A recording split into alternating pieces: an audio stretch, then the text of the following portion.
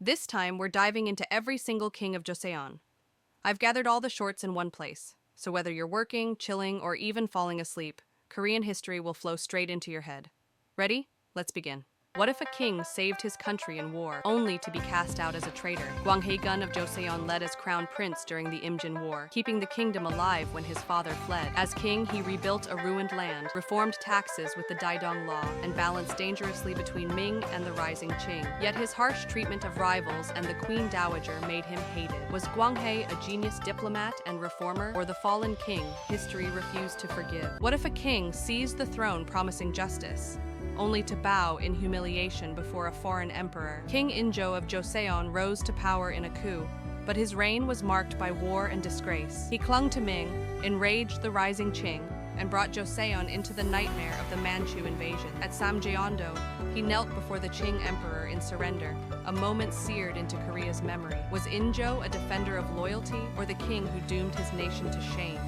What if a king returned from captivity, vowing revenge against the empire that humiliated his nation? King Hyeojong of Joseon spent his youth as a hostage in Qing, then came home determined to strike back. He reformed the army, drilled his soldiers, and promised a northern expedition to restore pride after Samjeondo. Yet war never came. The dream of vengeance remained only in words. Was Hyeojong a king of unfulfilled promises, or the ruler who rebuilt Joseon's defenses for the future? What happens when politics splits a nation not by sword, but by mourning clothes? King Hyeonjong of Joseon faced the deadly Yesong disputes, where ministers fought over how long the king should wear mourning for his ancestors. What began as a question of ritual exploded into bitter factional war between the Westerners and Southerners. While soldiers drilled and taxes were debated, the real battlefield was the court itself. Was Hyeonjong a weak king trapped by scholars' arguments, or the symbol of a dynasty devoured by fact? What if a king turned political chaos into his own weapon? King Sunjong of Joseon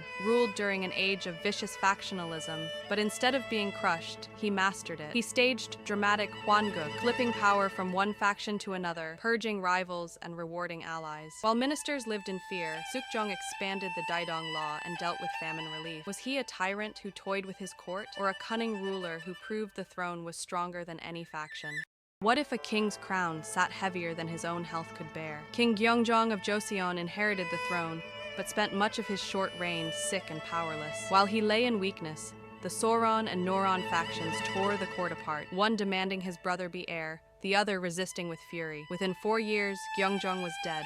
Some whisper poisoned, others say doomed by fate. Was he a victim of illness, factional strife, or a darker plot? What if a king ruled longer than almost any other, but was haunted by the death of his own son? King Yeongjo of Joseon reigned for 52 years, pushing reforms like the equalized tax law and trying to balance factions with his Tangpyeong policy. Yet his greatest tragedy was the death of Crown Prince Sado, ordered by Yeongjo himself, locked in a rice chest. Was Yeongjo a wise reformer, or a ruthless father who sacrificed blood for the throne? What if a king spent his life proving his father should never have died? King Jeongjo of Joseon rose as the son of Crown Prince Sado, determined to restore his honor. He reformed politics through the Gyujanga, empowered new scholars, and built the fortress city of Hwaseong as his symbol of strength. A brilliant strategist and compassionate ruler, Jeongjo dreamed of a stronger, fairer Joseon. Was he the dynasty's last great reformer, or a visionary whose death ended Korea's golden chance? What if a king wore the crown but never the power behind it? King Sunjo of Joseon ascended as a child, his court ruled by his stepmother and powerful in-law clans. Corruption spread, peasants groaned under taxes, and rebellions like Hongbyong-rae's uprising shook the land. While the throne remained, real power slipped into aristocratic families. Was Sunjo a victim of circumstance, or the absent ruler who watched Joseon crumble? What if a king ruled in name but died before ruling in truth? King Haeonjong of Joseon was crowned as a boy, his court once again dominated by in-laws and regents. His era saw Catholic persecution,